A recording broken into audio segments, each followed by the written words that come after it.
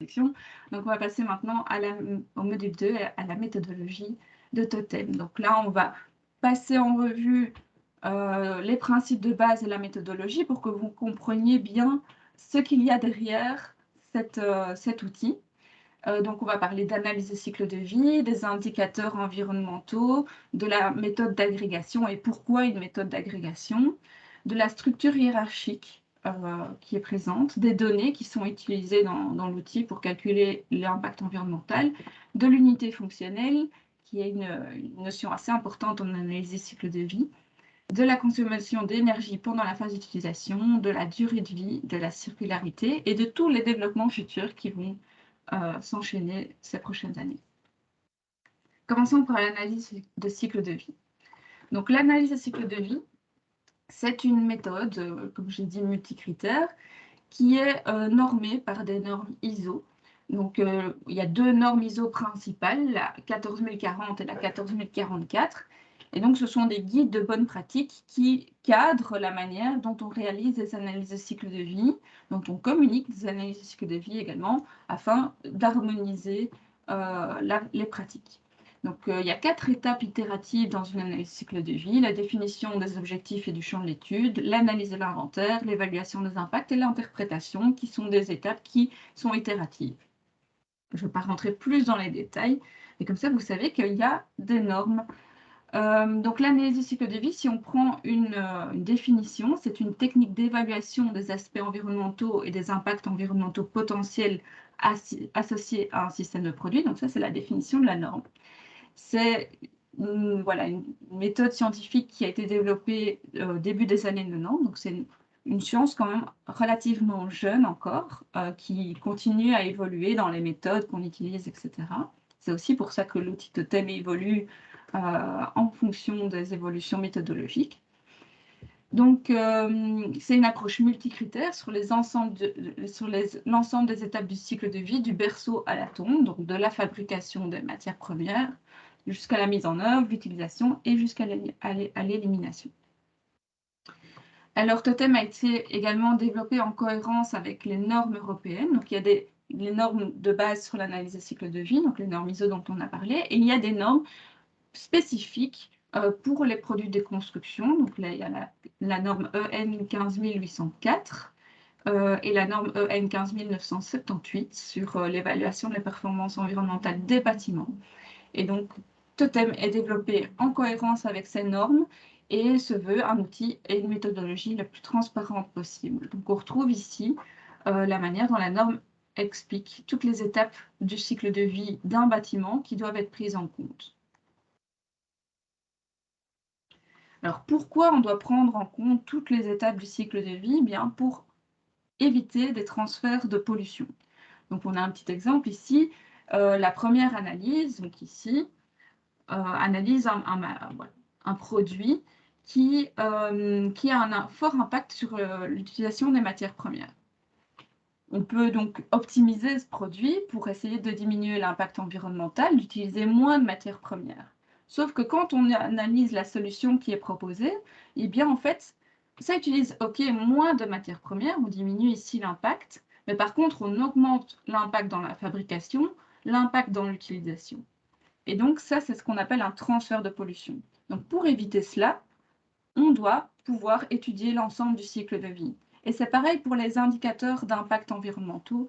Si par exemple une solution diminue l'impact environnemental sur le réchauffement climatique, mais augmente l'impact environnemental sur l'écotoxicité, donc c'est un transfert de pollution.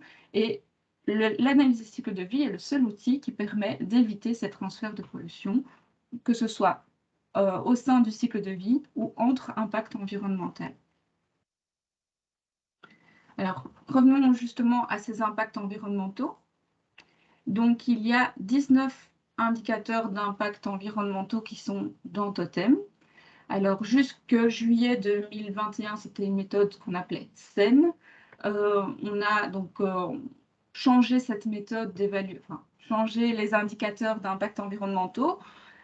Pour l'utilisateur, ça ne va pas beaucoup changer, c'est surtout derrière la méthodologie qui est utilisée et parfois, voilà, la terminologie de certains indicateurs environnementaux, mais en fait, Totem avait déjà choisi d'inclure beaucoup d'impacts environnementaux. Donc, ce changement pour se mettre en conformité avec la norme, donc ces nouvelles unités, cette nouvelle méthode d'évaluation n'a pas grandement révolutionné la manière dont on travaille avec l'outil. Donc, on a 19 indicateurs d'impact répartis en 12 catégories. Donc, le changement climatique, la déplétion de l'ozone atmosphérique. Enfin, on va reprendre après tous ces indicateurs environnementaux pour vous expliquer le plus simplement possible ce à quoi on a affaire pour que vous puissiez comprendre qu'est-ce qui est pris en compte dans cet outil. Alors, le réchauffement climatique, ça, je pense que c'est assez connu. Donc, voilà, l'augmentation de la concentration atmosphérique moyenne de diverses substances d'origine humaine, anthropique, donc le CO2, mais également d'autres gaz à effet de serre, comme le méthane, qui a, lui, un pouvoir de réchauffement global 25 fois supérieur au CO2. Les chlorofluorocarbures également, enfin, toutes sortes de gaz à effet de serre. Donc, on a 4 sous-indicateurs du réchauffement climatique. Donc, on a ce qui est lié aux énergies fossiles, ce qui est biogénique, ce qui est lié au changement d'utilisation du sol, et on fait le total également. Donc, ça fait le 4e impact environnemental. Alors, l'appauvrissement de la couche d'ozone, donc le trou dans la couche d'ozone, qui est dû donc au gaz fluoré, est également pris en compte. L'acidification, donc c'est l'augmentation de la quantité de substances acides dans l'atmosphère et qui provoque des pluies acides. Ces pluies acides provoquent le dépérissement de certains écosystèmes forestiers et ont un impact également sur l'eau douce. L'eutrophisation. Donc l'eutrophisation, c'est quand on a beaucoup d'éléments nutritifs dans un milieu fermé. Et donc, ça provoque la surcroissance d'algues, comme vous pouvez le voir, par exemple, ici, sur la photo à côté. Donc, on a également parfois des sous-indicateurs. Donc, ici, au niveau de l'eutrophisation, en fonction du milieu récepteur. Donc, est-ce que c'est aquatique, marin, terrestre? On va avoir différents indicateurs. Alors, chaque fois, il y a des unités à ces indicateurs. Je ne les passe pas en revue parce que le but n'est pas que vous deveniez un expert en indicateurs environnementaux, mais sachez que donc il y a différentes unités. Ici, par exemple, les moles d'ion H+, on avait ici pour le réchauffement climatique les kilos CO2 équivalents. Donc, par exemple, si on a une émission de méthane, on va le réduire en kilos CO2 équivalents, donc en utilisant ce pouvoir de réchauffement global du méthane qui est de 25 par rapport au CO2. Alors, l'ozone photochimique, donc ça, c'est ce qu'on va appeler communément le smog, donc la formation de cet ozone dans l'atmosphère, zone bas. L'épuisement des ressources en eau, ça c'est assez simple. L'épuisement des ressources abiotiques, et là on a 2 classes, donc tout ce qui est minéraux et métaux, et tout ce qui est combustible fossile. Les particules fines, ça on en parle régulièrement pendant l'été, donc toutes ces particules fines, ces fines poussières qui génèrent des maladies cardiaques et pulmonaires chez l'homme. L'écotoxicité, donc là c'est toutes sortes de substances qui sont émises dans l'environnement et qui causent des dommages aux écosystèmes aquatiques et aux organismes des eaux douces. Les rayonnements ionisants, donc radioactifs, qui peuvent entraîner des lésions cellulaires et des effets sur la santé humaine évidemment. La toxicité humaine, donc là c'est la même chose que pour l'écotoxicité, mais appliquée à l'humain. Donc c'est l'émission dans l'air et dans l'eau de toutes sortes de substances qui causent des dommages, que ce soit cancérigènes ou non cancérigènes, aux organismes vivants et à l'homme plus particulièrement. Et alors l'utilisation et la qualité du sol, donc l'occupation et le changement d'affectation du sol et les changements de destination de l'utilisation du sol dans le temps. Donc, comme je vous disais, c'est difficile d'interpréter, de prendre une décision sur base d'un résultat multicritère. Ici, on a 19 critères. Et donc, on a choisi d'agréger ces 19 critères en un score unique pour faciliter l'interprétation des résultats et la prise de décision, qui est le but d'un outil comme Totem. Alors, avant juillet 2021, on avait un système de monétarisation. Donc, on transformait tous les indicateurs d'impact environnemental en euros. Et depuis juillet 2021, on est passé à une méthodologie qui s'appelle donc PEF, pour Product Environmental Footprint, qui est donc harmonisée au niveau européen et qui est ici exprimée en millipoints d'impact d'habitant mondial. Donc c'est en 2 étapes cette méthodologie. D'abord, on va normaliser donc d'abord on a calculé tous les scores environnementaux sur les 19 indicateurs. On va normaliser ces scores. Donc, on prend chaque score de chaque indicateur et on va le diviser par un facteur de normalisation qui est l'impact par habitant mondial pour cet indicateur.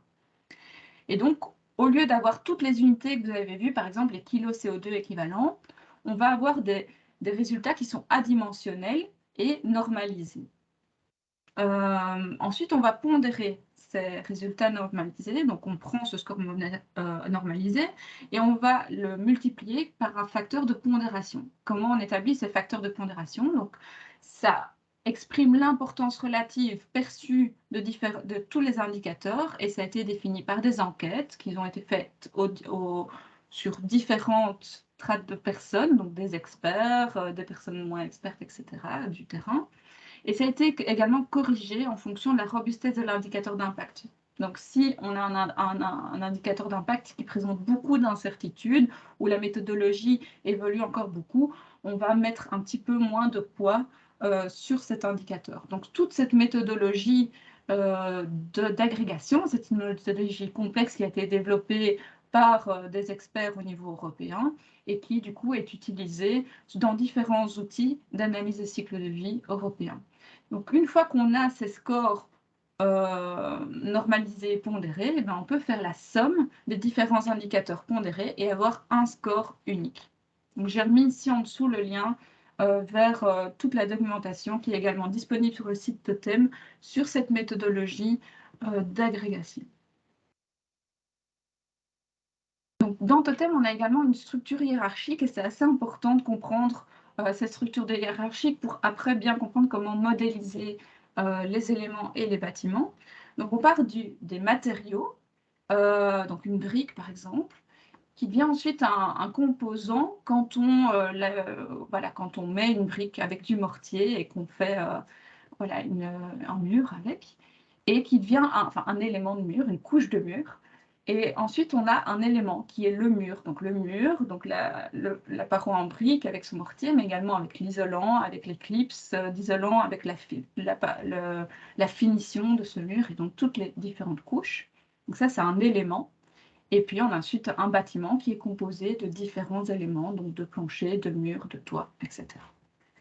Et donc, dans la bibliothèque Totem, on ne va pas retrouver des matériaux, mais on va retrouver des composants, des éléments et des bâtiments. Et on va pouvoir comparer et calculer des scores environnementaux au niveau des éléments et des bâtiments. Les données qui sont utilisées dans Totem, donc avant 2020, on avait uniquement des données génériques. Donc, ce sont des données qui proviennent d'une base de données qui s'appelle EcoInVen, qui est une base de données très large, suisse, développée pour les analyses du cycle de vie et qui est largement utilisée et reconnue. Alors, ces données génériques suisses sont harmonisées autant que possible avec le contexte de la construction belge. Donc, ça, je vais vous montrer après les éléments qui sont harmonisés. Et depuis 2020, on a également des données qui sont spécifiques, qui proviennent directement des producteurs de matériaux qui réalisent des analyses de cycle de vie au sein de leurs unités de production pour produire des données qui sont donc là spécifiques. Là, vous allez retrouver le produit que vous allez pouvoir acheter demain dans votre magasin de matériaux. Alors ça, c'est grâce donc au programme BIOPD et donc aux déclarations environnementales produits ou Environmental Product Declaration en anglais. Donc ce sont des documents standardisés que les producteurs de matériaux doivent produire, enfin ou peuvent produire. Sont basés sur des analyses de cycle de vie et reprennent donc les différents indicateurs environnementaux pour un matériau spécifiques, donc qui soient conditionnés vraiment d'une manière spécifique, avec une épaisseur, un emballage, etc. Ou parfois, on a des EPD également collectifs, par exemple, une EPD pour toute voilà, la laine de roche pourrait être produite, et après, elle pourrait être déclinée en différents produits qui sont mis sur le marché. C'est donc une méthodologie qui est totalement objective, quantitative, univoque et scientifiquement fondée, comme le sont toutes les analyses de cycle de vie. Donc, toutes ces données qui sont produites par les producteurs de matériaux sont ensuite vérifiées par des vérificateurs qui sont reconnus par le service public fédéral et enregistrées dans une base de données cette base de données est totalement également ouverte à toute personne qui souhaite consulter ces données. Et donc les EPD, donc on retrouve notre structure hiérarchique, on peut calculer donc les scores au niveau de l'élément et des bâtiments, et les EPD vont pouvoir alimenter la base de données au niveau des matériaux et au niveau des composants. Donc vous allez les retrouver dans la bibliothèque au niveau des composants. Donc je vous disais que les données génériques avaient été adaptées au cadre européen et adaptées au contexte belge. Qu'est-ce qui a été adapté? Donc le mix énergétique. Par exemple, en France, on n'a pas du tout le même mix énergétique. Donc on produit de l'énergie principalement avec du nucléaire et donc l'impact environnemental de l'énergie est inférieur à ce qu'on peut produire, par exemple, en Allemagne où on produit sur base de gaz ou de charbon. En Belgique, on a notre mix énergétique spécifique, composé de nucléaire, de gaz, de renouvelables également. Et donc, on a un facteur d'émission spécifique pour l'énergie. On a également adapté les scénarios de transport et les scénarios de fin de vie, puisque forcément, en fonction de la structure du territoire, un matériau qui va sur un chantier ne va pas en moyenne parcourir les mêmes distances qu'aux États-Unis, par exemple, où on a un territoire très éclaté, donc où on va avoir plus de transport.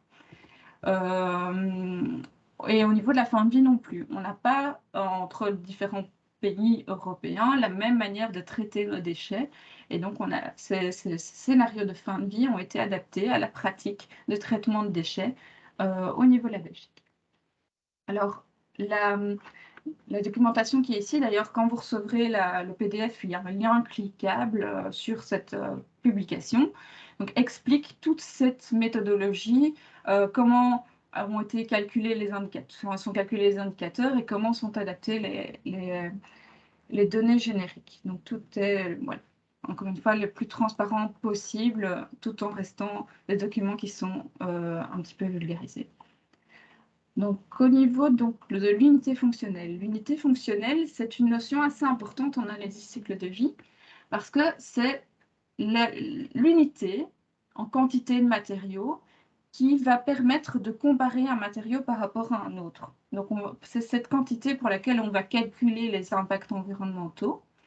Alors, ça ne correspond pas toujours à la réalité du bâtiment que vous allez essayer d'analyser, mais ça va vraiment permettre de se référer à cette unité fonctionnelle pour pouvoir comparer par rapport à un autre bâtiment. Donc, par exemple, si vous voulez comparer deux appartements entre eux, qu'on a un appartement de 100 mètres carrés et un appartement de 50 mètres carrés, forcément, ils n'auront pas le même impact environnemental, puisque d'un côté, on a 2 fois la superficie, donc on aura 2 fois plus de matériaux.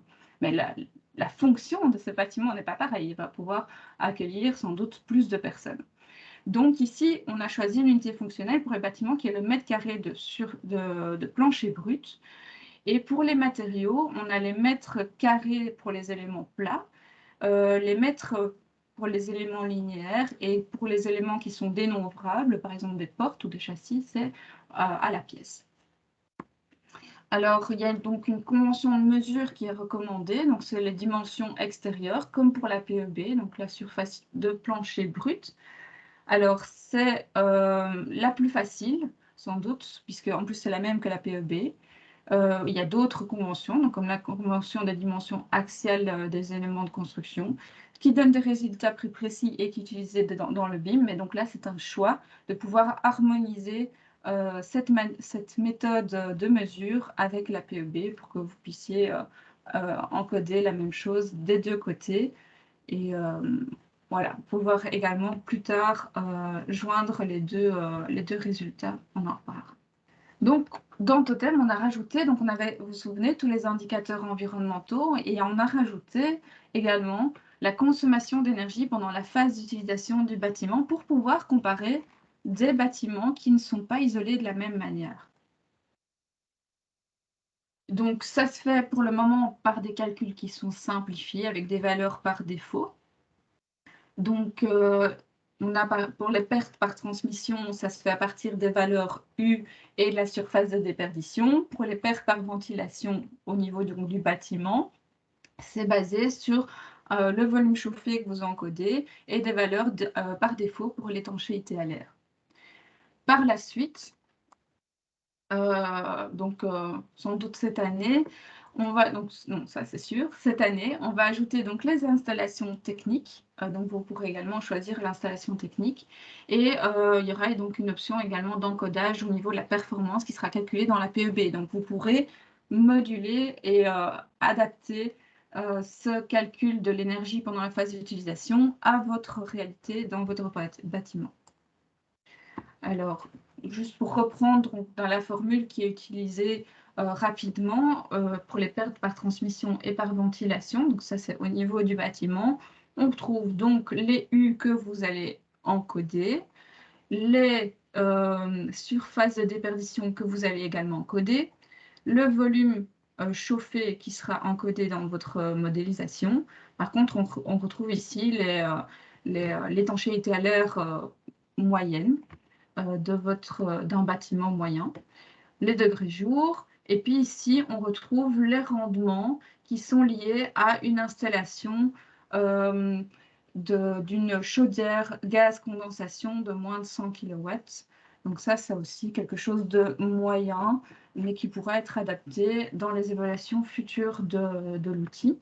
Et donc, on a tout ce calcul de perte qui est transformé, comme si c'était un matériau, en fait, en indicateurs environnementaux, donc dans les 19 indicateurs environnementaux.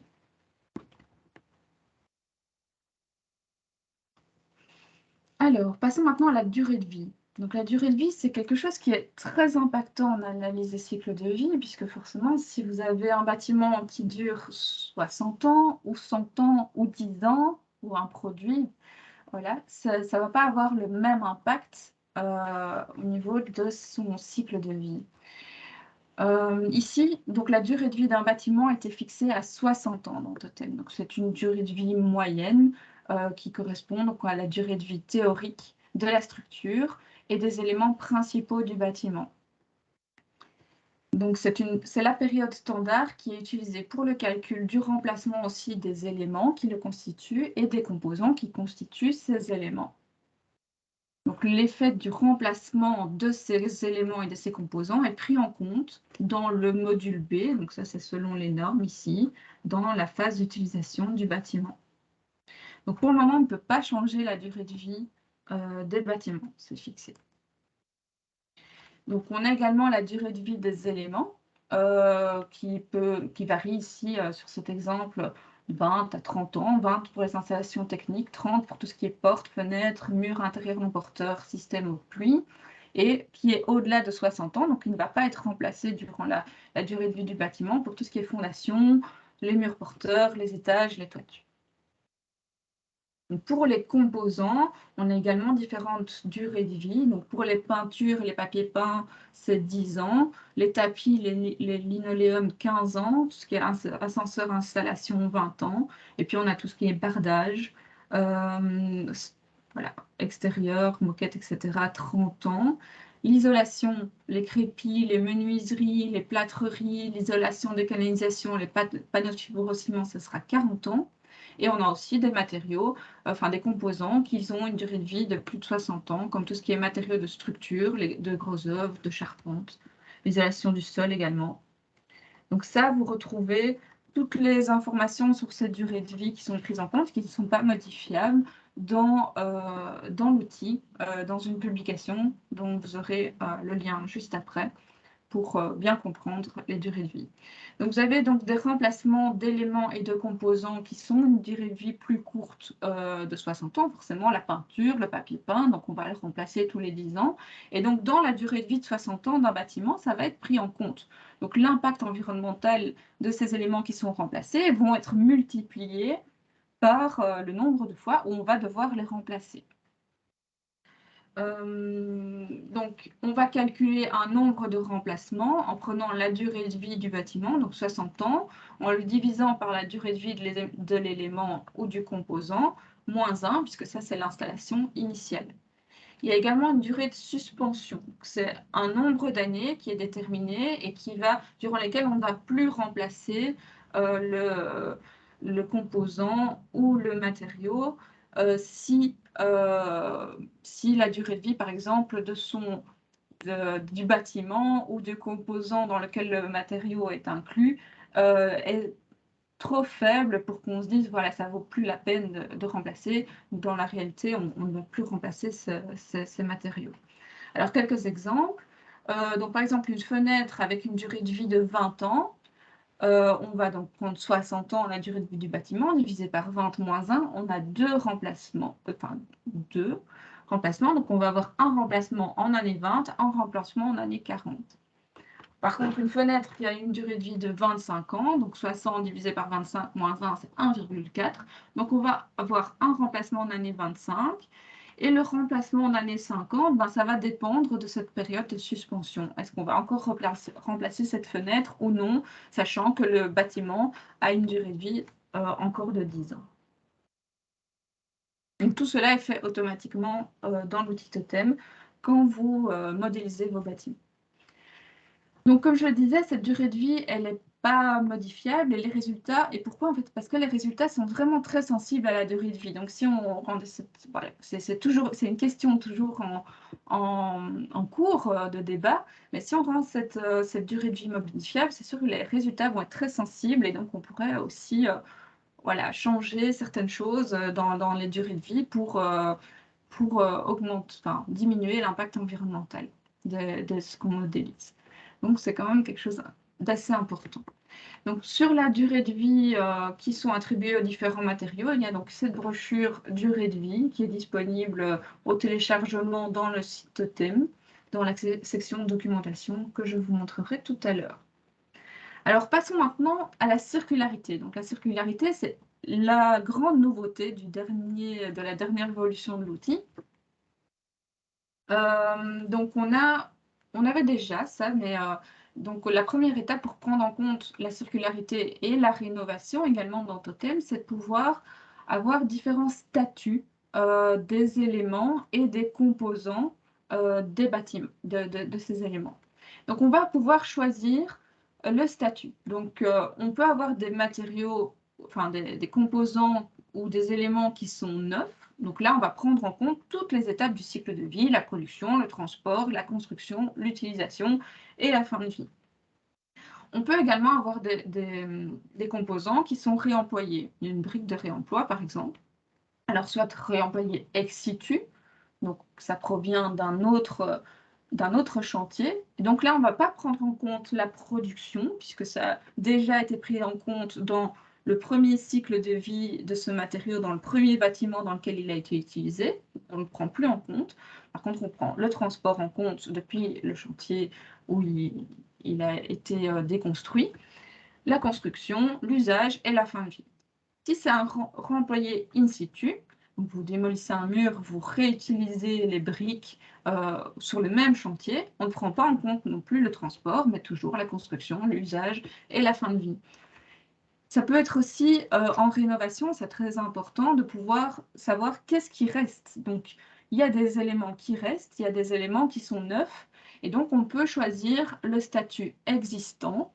Donc ça, on ne va pas modifier ces éléments. Par contre, ça va quand même rentrer en compte dans l'utilisation et la fin de vie du bâtiment. Et on a maintenant, c'est ça qui est nouveau, le statut démoli. Donc, si vous voulez prendre en compte la démolition aussi des composants et des éléments, vous pouvez le faire. Donc, il y a deux méthodologies. normalement, c'est pris en compte dans le cycle de vie précédent du bâtiment. Donc, on a un premier cycle de vie d'un bâtiment qui prend en compte la démolition. Et puis, quand vous commencez un nouveau cycle après la démolition, donc la reconstruction, vous ne devez pas forcément prendre en compte cette démolition. Mais si vous voulez, voilà, pouvoir faire une étude de l'impact global de l'action que je vais prendre de démolir et de reconstruire et le prendre en compte, c'est possible maintenant dans Totem en utilisant ce statut démoli. Donc, il va ne prendre lui en compte que la fin de vie de ces éléments de construction ou de ces composants. Alors, il y a une petite astérix, on ne prend pas donc en compte tous les impacts environnementaux, mais par contre, on prend en compte l'impact négatif qui est associé à l'absorption du carbone biogénique. Alors, qu'est-ce que c'est que le carbone biogénique? Le carbone biogénique, c'est le carbone qui est absorbé par le bois, par exemple, donc par l'arbre qui absorbe du CO2 et qui sera rejeté ensuite en fin de vie du bâtiment, quand on aura... voilà, quand on démolira et quand on traitera ce bois, quand il sera brûlé, par exemple. Donc ça, c'est pris en compte quand même dans la phase de production pour les différents statuts. Okay. Alors, une autre nouveauté au niveau de la circularité et de la réversibilité. Donc, on a maintenant dans Totem la possibilité d'avoir une évaluation qualitative du potentiel de réversibilité des connexions. Donc, on a 4 niveaux de réversibilité qui sont ici. Donc, pour chaque composant, vous pourrez voir un petit logo devant dans la bibliothèque qui va vous permettre de voir si les connexions sont réversibles, si les connexions sont réversibles mais moyennant des dommages qui sont réparables, réversibles avec des dommages non réparables ou non réversibles. Et vous pourrez également visualiser dans votre élément, donc là les couleurs sont ajoutées pour voir quelles sont les couches, quels sont les composants qui sont réversibles ou non dans l'élément. Vous avez également 4 critères supplémentaires donc, qui vous donnent ici pour un composant par exemple des indications sur ses connexions et sur la réversibilité. Donc vous avez de nouveau ce petit indicateur ici, donc ici connexion réversible, dommage non réparable avec le code couleur. Vous avez également le type d'assemblage, ici cloué, et vous avez 4 critères qui sont la simplicité de démontage, la vitesse de démontage, la facilité de manipulation et la robustesse. Et donc vous pouvez également comparer vos choix de composants grâce à ces critères. Et donc tout ça provient d'une collaboration avec le projet BAMP qui s'est intéressé à tout cela. Donc on arrive déjà à la fin de ce deuxième module et je vais vous présenter maintenant les futurs développements de l'outil.